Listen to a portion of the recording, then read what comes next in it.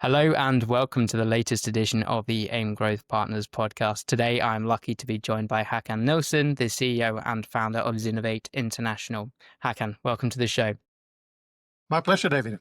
Thank you. So, I'm looking forward to getting stuck into this. And I guess to kind of set the scene and give some context to the listeners who don't already know you and aren't familiar with the business, please could you begin by giving us a bit of an introduction to yourself and the business? I've been in the logistics business since 1990, a long time. I've been in tech ever since I was back in university, long time ago. I did spend 23 years as CIO with global logistics companies, a particular sector of global logistics, which is freight forwarding, air and ocean, long distance freight movements. And after 23 years of that, proudly founded Zinnovate International, which is the company that is the leader in the space of delivering digital transformation services to global freight forwarders. That's me. Well, thanks for that introduction. And before we kind of dive into how you've become, a global leader in this space, let's go back first of all to before you set up Zinnovate International, and specifically what some of the challenges or opportunity you identified specifically looking at this long distance freight forwarding. What opportunities did you see there from which Zinnovate was born? Well, first, maybe for those that are not too much into freight forwarding, a freight forwarder is somebody facilitating global transportation, cross-country movement, basically without touching the goods. So this intelligent spider connecting all the parties, warehouses, customs, ocean carriers, airlines, etc. Value a freight forwarder delivers is to facilitate all of this, so you don't have to make a call to somebody in Hong Kong and arrange a transportation from Hong Kong to Manchester and call people all along the way. And this is then very much data-driven. So basically, a freight forwarder competes with three assets.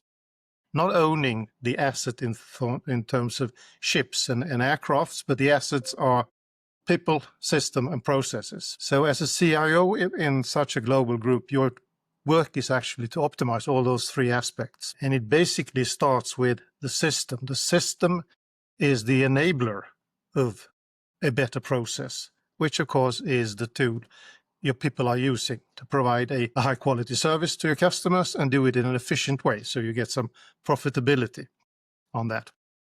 And this 23-year journey was a constant journey of optimization and growth, growing organically by providing better services, so winning more customers, and growing through acquisitions as well.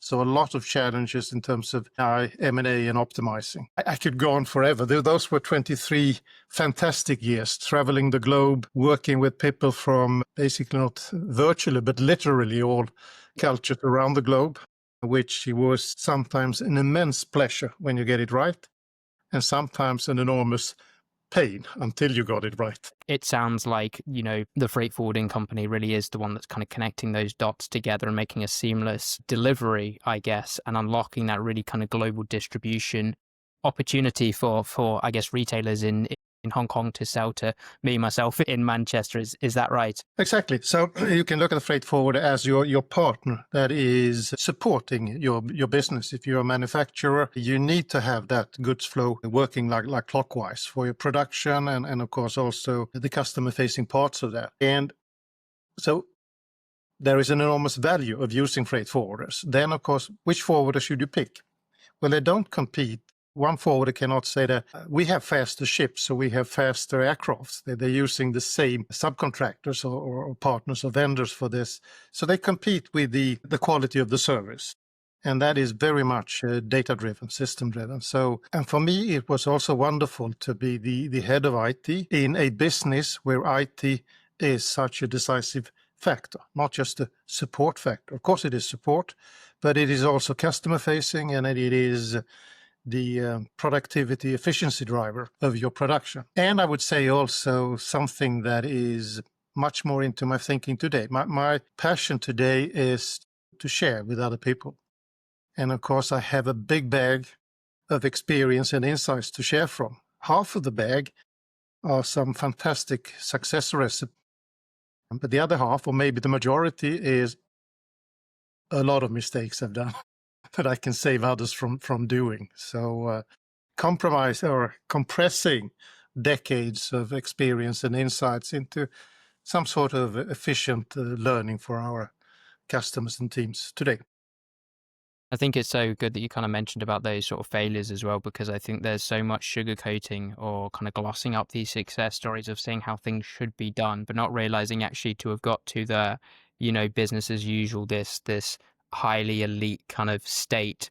We've undergone so many kind of changes and transformations that maybe haven't worked out, and we've implemented so many kind of new innovative things that haven't worked and have been classed as failures. But with all those failures have got us closer to that sick. And I guess as your time as CIO before kind of setting up the business, you said specifically focusing on people, processes, and technology, trying to drive efficiency gains and optimizations at every point.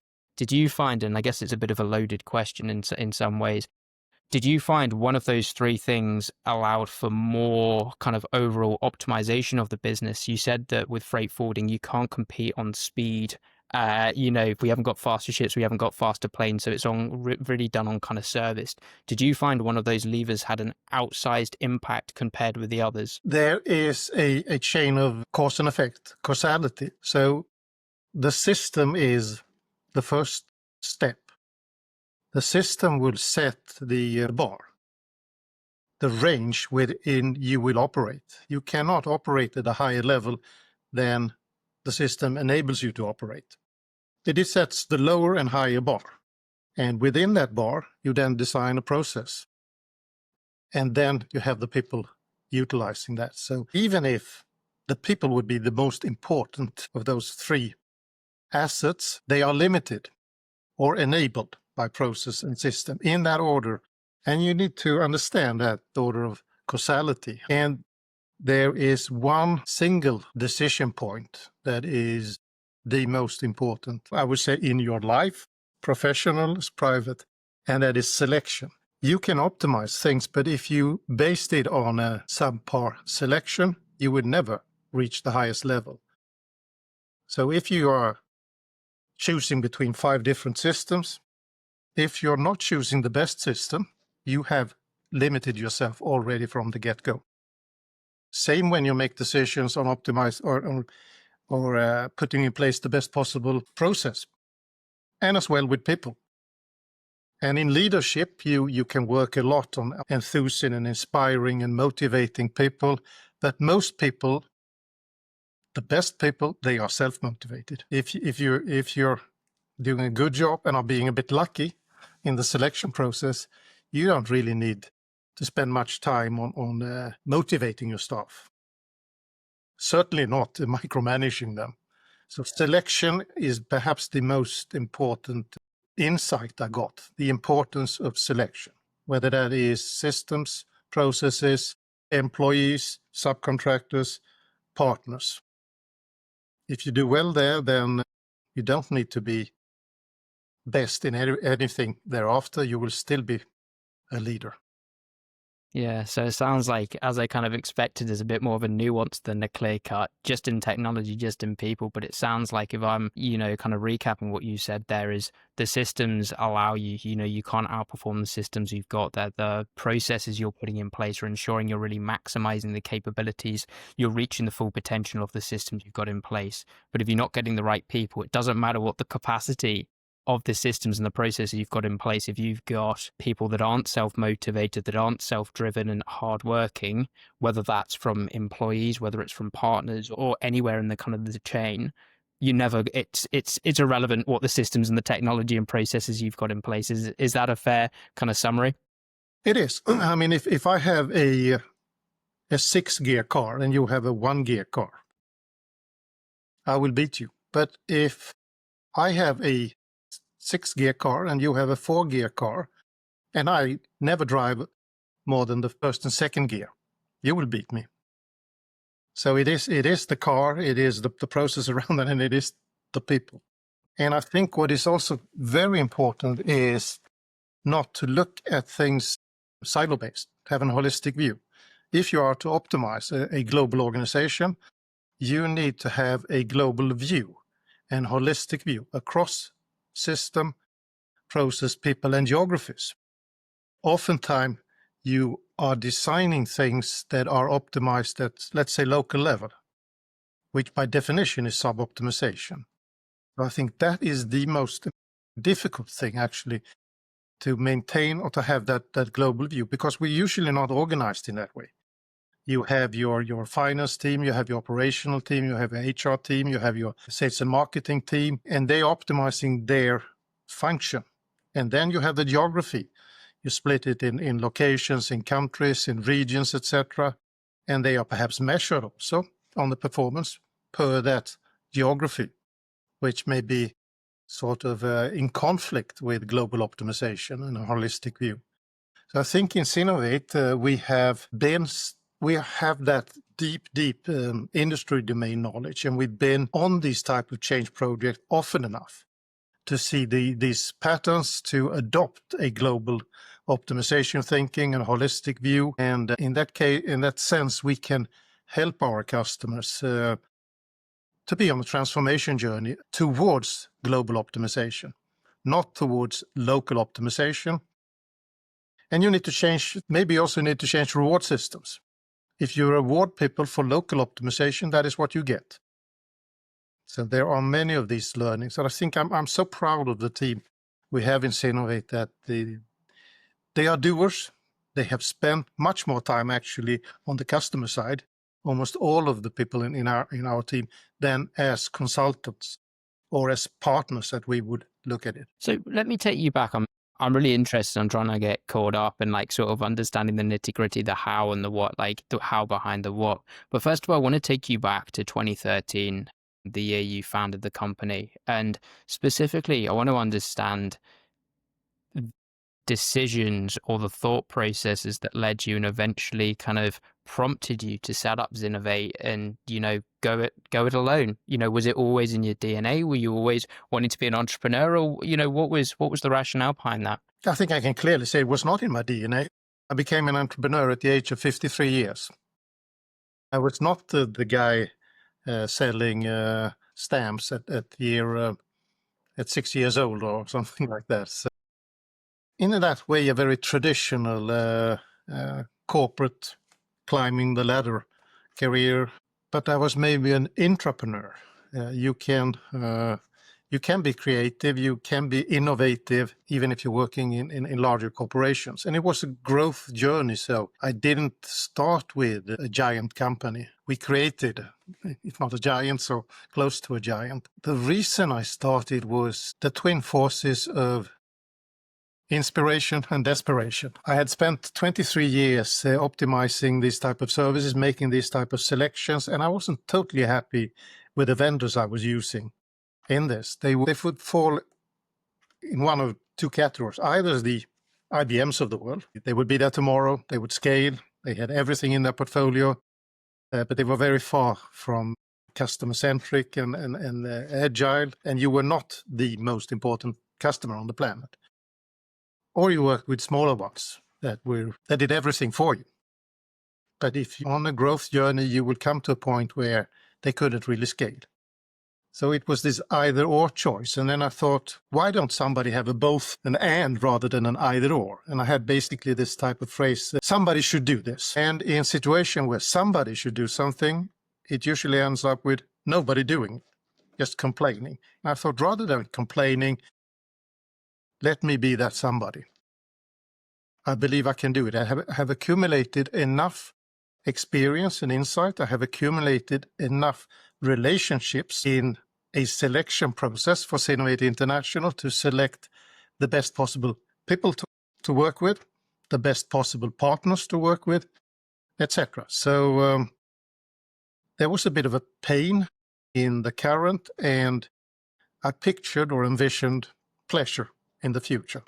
And that made me take this, for me, rather dramatic move. I had a good number of friends that were choosing to leave us and become professional board members. I felt that I wanted to do more of that, not speaking down to board members, but that I wanted to make a different mark. And I felt I could do it. I think I should be that someone. That's a lovely story, and yeah, I think you've kind of articulated that so well that it wasn't that sort of entrepreneur that's been locked up, ready to sort of let loose. It was you identified this problem of it's either or, and why does it need to be that way? So talk me through then the kind of the early years of the business. I talked about self-motivated people. I did a few things that motivated myself a lot. I think that the strongest motivator for me is to not let other people down. I took on employees, I took on cost where if I would not have delivered, if it would have only been me, I would have said to myself, well, that was a nice idea, Håkan, you tried it, it didn't work out, now I walk away and do something else. I put myself in a situation where I would hence had to walk away from people that has bought into my vision of the future, made life changes on their side. And for me to come back to them and say, sorry, it did not work out. Sorry that you quit your old job. Sorry that you embarked on this boat. It was not this rocket to hit the skies. It didn't take off. So I had that motivation, which made me fund the company. I had enough money so I could fund it over those difficult years. I couldn't fund it forever, but I never taken any external funding. But I think the single most important factor was my commitment to other people. And I think that's also, it relates to a lot of things. We always lie, but the person that is easiest to lie is to yourself. I'm going to train tomorrow, or I'm not going to eat this popcorn tonight. I'm lying to myself. But it's a different thing if you're lying to other people and their life in a way is dependent upon it. So I had to make it through, the vision come true. There were many factors, but that was the single most important factor. And then, of course, the fantastic luxury in the selection process of selecting people that shared your vision, that had the same type of energy. One extremely important choice that has been sort of that's the number key factor for Zinnovate's growth is the choice of IT partner. A company called WiseTech Global, they have not only built the best system on the planet, particularly for air and ocean forwarding, but they have done that in a way where they are solely focused on product development. Most software companies have a consultancy arm. That means two things, that when they have a partners, that consultancy arm is competing with the external partners. That's not there with WiseTech. We're a partner to WiseTech, and there is no internal division competing with us. The second part of this productivity focus is that if you have a consultancy arm, you may have an inbuilt, hidden incentive for bad quality.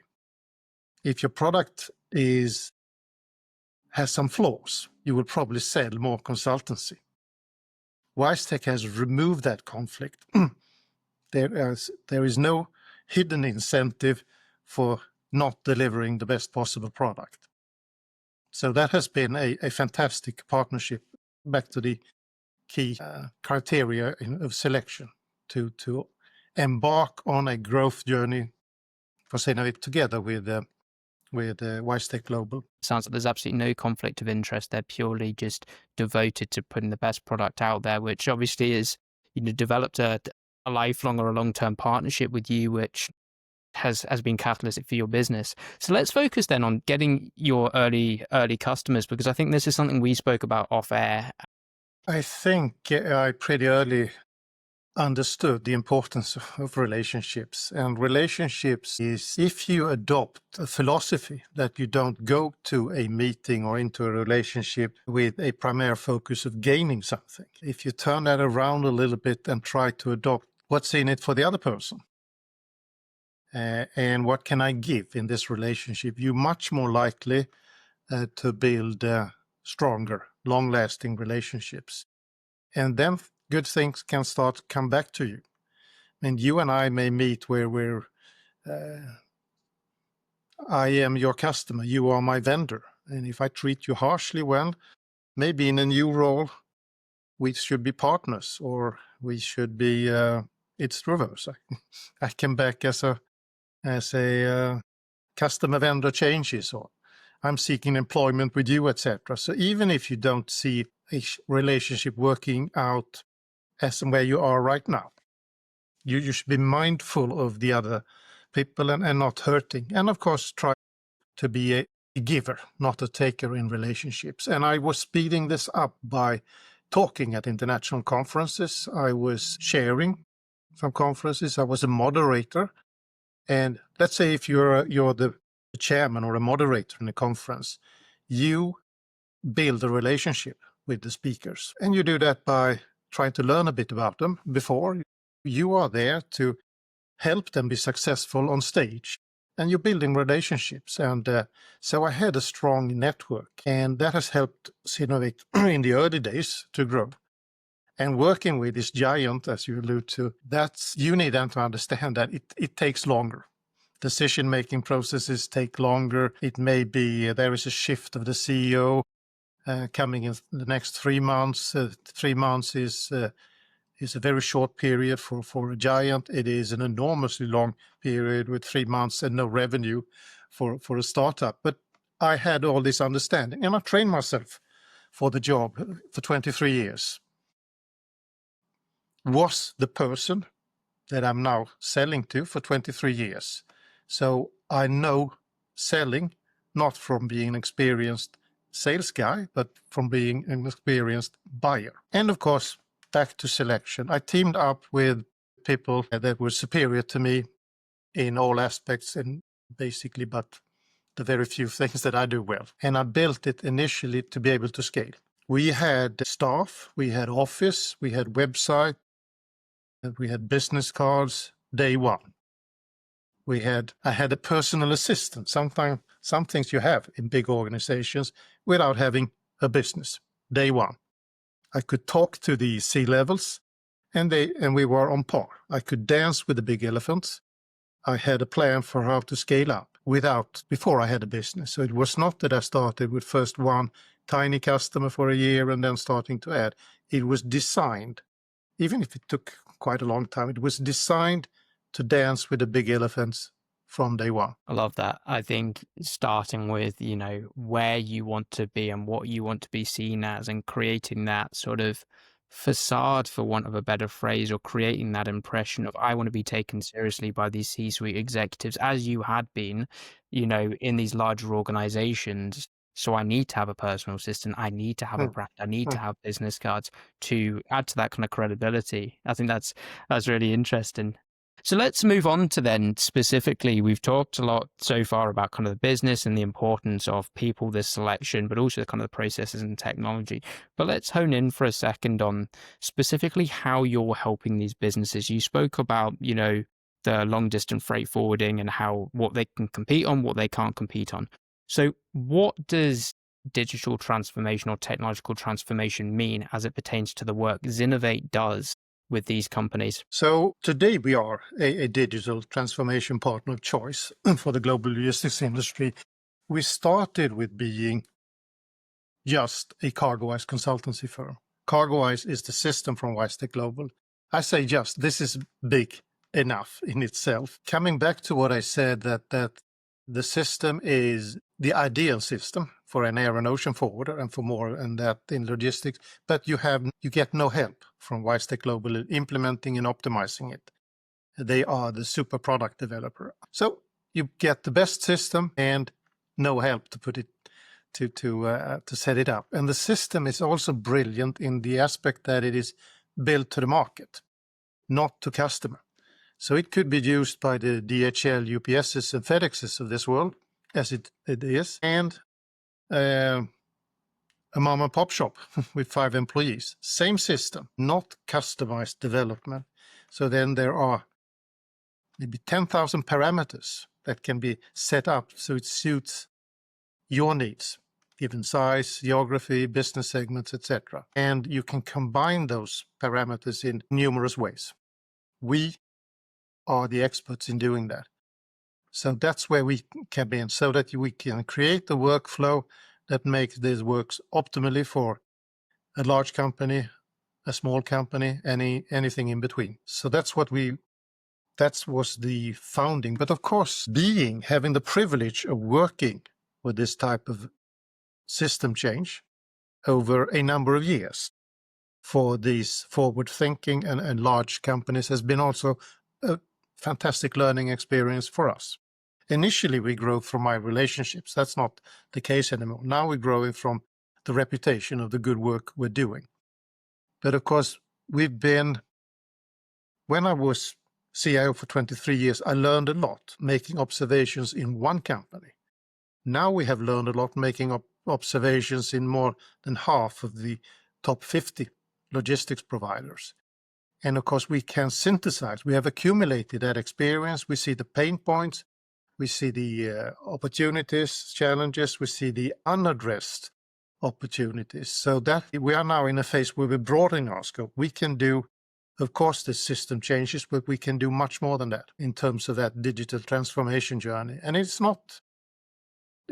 all these things holistically: system, process, and organization. And having a holistic view of that is all too common, that you team up with a system expert. You team up then with a different company for process excellence. You team up with an organizational consultant. You team up with silo-based experts. And you get into a situation where the sum is far less than the whole is far less than the sum of the parts. I think that's where Zinnovate could be a little bit different. We have this holistic view. We have the competence in all these areas. We are maybe not labeled being the best in the world in all those areas. I mean, we are probably not the best in the world in those areas, but we are the best in the world in some areas, and we have this holistic view with this aim of helping our customers to get to a situation where the whole is actually more than the sum of the parts. And talk to me then about some of the kind of the trends you're seeing in this space. Is there's this desire and striving towards more digitalization, more kind of connectivity and whatnot. I'm sure that kind of creates some sort of challenges. So what are the main kind of trends and challenges you're seeing in this space at the moment that maybe you're helping with or you're kind of overcoming for your clients? The number one challenge by far is the speed of change, and that in those, as I said, I'm returning to this, the importance of selection. When you're making any decision in selection, whether that is system or people, most of us have the tendency of being so focused on the current. So you are comparing different systems, how well they will serve you today. People, how well they will serve the organization today. But with this pace of change today, that is changing. So a right decision today may turn out to be wrong sooner than you like. So that is the key philosophy, I believe, or skill to adopt. How can I look into the future when the rate of change or pace of change is as dramatic as it is, so that I make the right choices today? And obviously, you can't make a choice that will be the best possible choice come 3 years if it won't get you to the 3 years. It's a little bit like when you're building a business. You have to have that rate of change thinking exponentially rather than linear, but you need to pay your staff today. You can't just pay them with delivering a vision message every month and no salary.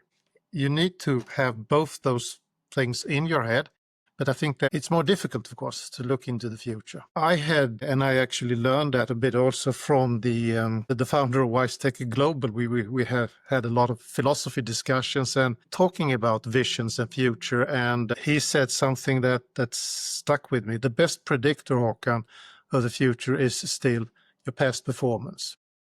And I had the privilege of following a number of IT companies over a number of years. And they presented to me their roadmap of the future. And then when I checked in 12 months later, it was the same roadmap. They just changed the calendar scales. But of course, if you follow that for a couple of years, you will see who is actually delivering on the roadmap. That tells you something about the future. Then maybe I should team up with this partner. Maybe I should team up with this person. He or she may not always get it right, but at least have a track record of getting it right more often than somebody that either has a negative track record or haven't tried it at all. So Zinnovate has been built on that basis. It is a group of doers, and it's actually easier to attain skills and change personalities far easier. So the team we had were skillful from the beginning, but the decisive factor has actually been the personality and the attitude. If you have the right attitude, you can attain the right skills. If you have the right skills and the wrong attitude over time, you will not have the right skills anymore because it's a changing landscape. So number one today challenge is pace of change. And particularly if you then are making dramatic changes, like a digital transformation journey where you're changing systems in, say, 150 countries, if you allow yourself to do that over the course of 5 to 7 years, which was not uncommon in the past, at the end of that journey, the world looks very different. So that, I think, is a key thing in the boardroom or senior management level is how can we make this dramatic, fantastic potential digital transformation change faster. So with Zinnovate, I have this a little bit this mantra. What do? We help our customers reach higher faster. There are both those two aspects. Reaching higher is, of course, and if I relate it to the CargoWise system from WiseTech, to get as close as possible to the optimal performance of that system. And there is a high level of that optimal performance. And the second aspect, as fast as possible. And have you found working with these global businesses, there to be big kind of regional differences? Because presumably you need to get, various stakeholders dotted around the world on calls and in kind of collaboration. Do you find that there is a bit of a difference in appetite and speed of change, geographically? Some regions are a bit more kind of conservative than others, and others are a bit more kind of bullish on the future and the pace of change. Absolutely so. So you have company cultures, you have country or geography cultures coming into play. And then, of course, at times it's also down to individuals. And even if a company has thousands or tens of thousands of people, it's down oftentimes to a very low number of individuals that can make a major, major change. If you have an excellent team and the wrong project leader, it will still not work out, even if that is just one person. Zinnovate grew. We're working with global companies, but they are also headquartered somewhere. Initially, we grew with European headquartered companies. I'm not sure if I can mention names here, but let's say we grow with the 3 largest logistics companies in Germany, the 3 largest in Denmark. Denmark is a tiny country, but fantastic when it comes to logistics. The 3 largest in France. And then the second wave of growth for Zinnovate was Americas, where we grow with the 3, 4, 5 largest in US. And now we're into the APAC wave for Zinnovate, particularly with companies headquartered in Japan. And there are clear differences between those. And one big difference is the European and US based are global in the sense that there is actually driven by headquarters. Japanese are more regional, but Japan in itself is a key region, and there is a higher level of autonomy. So, of course, then it comes with oftentimes with a different set of challenges driving global change in such an organization. What we learned also is proximity matters. It is not enough to be the best in your niche, to have the right personality if you are completely out of touch with the local culture. So, and we have still a journey ahead of us there, particularly when it comes to the fantastic country of Japan, where we are, it's a lot of focus for us, but we have people on all continents. We have people in 25 countries. We have speaking north of 20 languages, but we are still too weak in Japan. No question about that. So it is not enough just to build an elite team in, say, Europe with a global understanding. You have to have people in the geographies, speaking the language, understanding the culture, and also, as today, we can do things over Zoom and Teams, etc. But relationship build and team creativity are 2 aspects where physical presence is extremely important. And once you have built that trust relationship, then you can do a lot more things digitally. But that means that in the early parts of a project, physical presence is super important. And if you're looking at big digital transformation projects, the early steps are very important. It's like if you're sailing and if you're off a few degrees in your direction in the beginning on a long journey, if you continue to be off that, you will end up in a totally different destination. If you're a little bit off on the last mile, you will be close to that ideal destination. So of course, getting things right in the beginning is super important. And I'm yet actually to see a project that started out bad that miraculously turned out good somewhere along the line. So starting out good is super important. And then it helps if you've been there, done that a number of times. It's not a guarantee if it starts out well that it will always be continuing well, but it's almost a guarantee if it starts out bad that it will never be good. I have a saying, maybe a corny one, and I've probably stolen it from somewhere, as we do with most quotes. There are two alternatives with this dramatic change project. It's either short-term pain for long-term gain. That's what we're trying to help our customers, or it's short-term pain for long-term pain. You can't get away from the short-term pain, but you can get to the long-term gain. But there are a couple of things you need to get right early on. I thought that was really good. And you've described, not on this podcast, but previously, you've described your business as an R&R business, specifically reputation and relationships. And I think it's interesting how you talk about having the physical presence across the geographies and the regions you're trying to expand into. Specifically, you mentioned Japan. You know, you've not got a sales team based in Europe or the US that is selling into those regions. You've got physical presence there. It's a bit of a slower burn and it takes a bit longer to do that. So talk to me around, some of the challenges you've encountered growing this business. Initially, it was growing from R&R standing for relationship and reputation, and having some fun. So then it can stand for rock and roll as well. Initially, it grew from my relationships, but that's long ago. I mean, now we are growing from our reputation, and reputation is like a relationship. It's something that takes time and effort to build, and it can be destroyed in a second. And I think you have to have that understanding in your mind. You need to nurture relationship and reputation. And I think when we are the chosen partner for this logistics giant on a digital transformation project, the upside of that project is enormous. So is the downside. If they get it wrong, it costs them dearly. And oftentimes in that type of relationship, it is asymmetric risk. You team up with an IT partner, you fail on the project. It's an enormous cost for the customer, not so much for the IT vendor. They have 10,000 other customers. We don't. The risk is much more symmetric. If the project fails, customers suffer, Zinnovate suffer because our reputation is killed. You're only as good as your last season, in a way.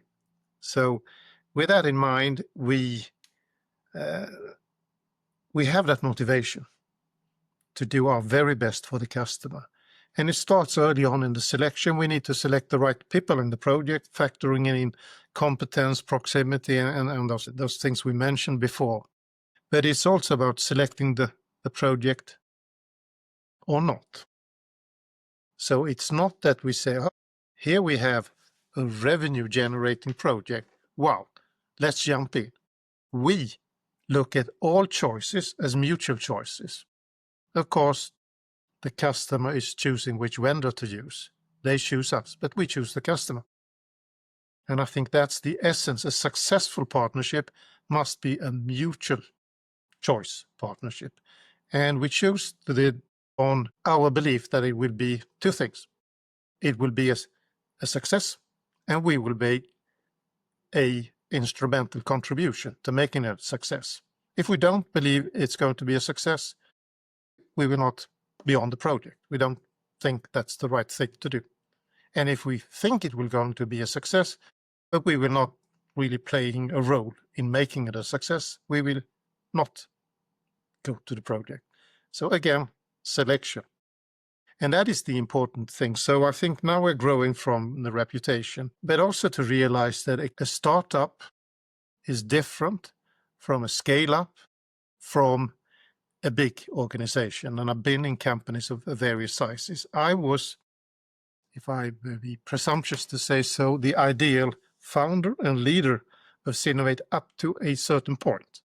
Startup, scale up, but I am no longer. And I realized that, so I am no longer the CEO. I handed over to Tamsin Emery. She is based in Dubai, and she is now the captain on the ship, and I'm the sales guy reporting to her. It has been not a difficult change for me, because basically following the same philosophy as when I started Zinnovate. I will do things where I believe I can do it better than others, and not more than that. And I cannot be a better leader. She's the better leader, so she is the leader. I'm here to support her. So that has been an important change, because now we're taking Zinnovate to the next level. What does the next phase of growth look like for the business, and why and how did you decide that you weren't maybe the best person to lead the business over this next phase of growth? If I summarized it in 2 words, the next phase is multidimensional growth. The dimensions are, one we mentioned, geography, particularly with we continue to grow in Europe, and it is the globe. But when I'm speaking of these geographies, I'm talking about where the company is headquartered. They may be in 150 countries like a UPS, but still they're headquartered somewhere. So priorities are much on APAC and specifically on Japan. We are just a tiny ant in Latin America, so that's also focus. So that's one of the dimensions.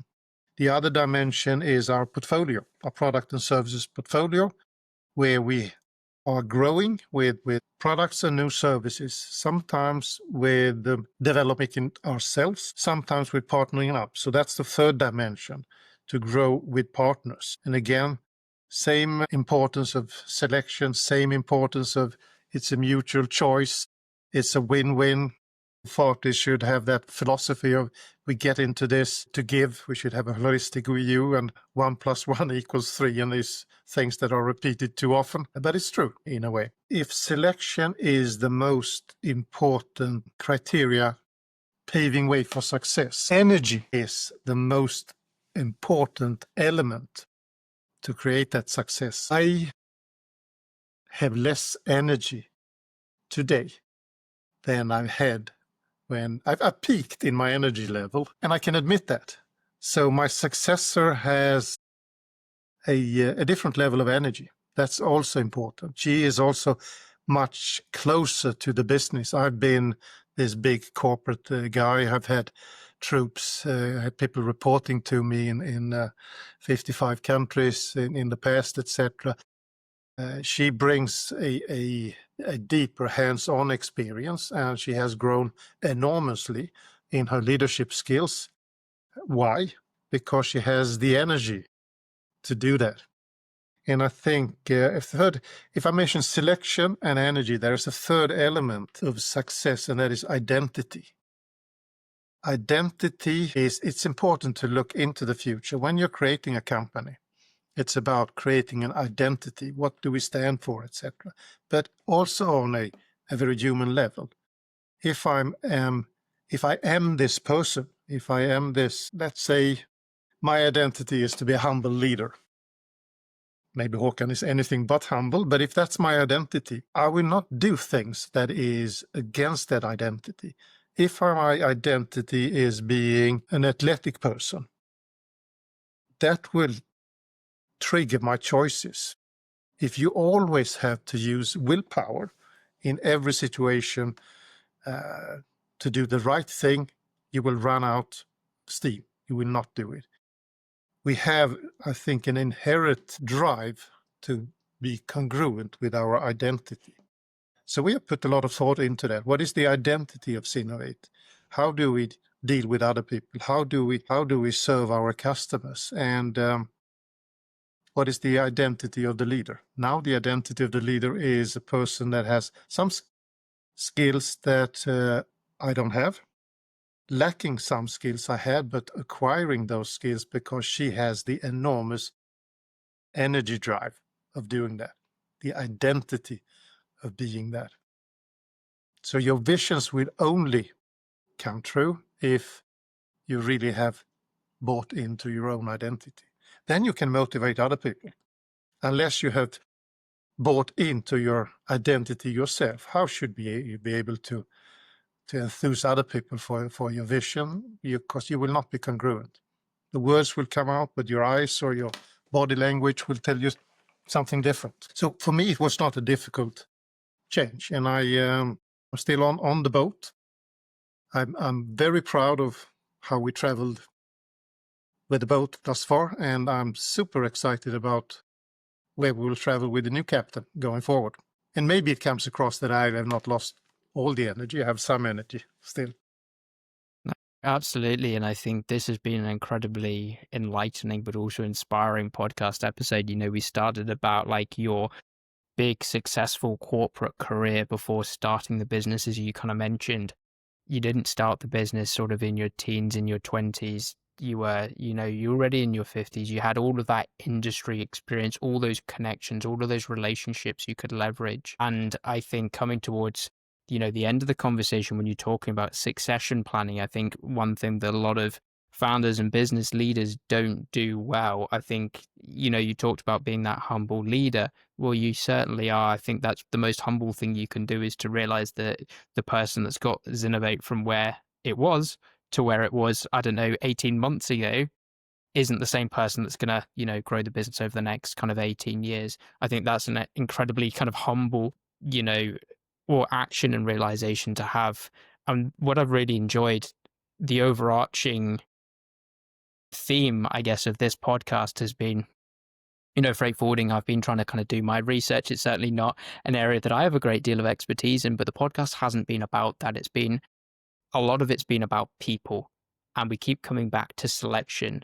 And at the end there, you were kind of talking a lot about identity and developing that congruence between, your beliefs, your actions, and what the mission statement of the business is. And I think it's interesting when you see a lot of businesses having their kind of values and their mission statement written up on a wall for everyone to kind of memorize. But are you actually bringing people into the business that kind of abide by or live by, that sort of mantra and those beliefs? And it sounds like you've kind of passed the baton on to the next CEO who's going to be leading the business to the next wave of growth, who lives and breathes those sort of values, those values that you want to be the identity of Zinnovate going forward. So I think from my perspective, it's been an incredibly enlightening, inspiring podcast episode, and you've shared so kindly your kind of insights into the business. So I guess as a final ask from me, are there any final things you wanted to leave the listeners with? People maybe in my situation just started a business. What are the greatest lessons you've learned from building Zinnovate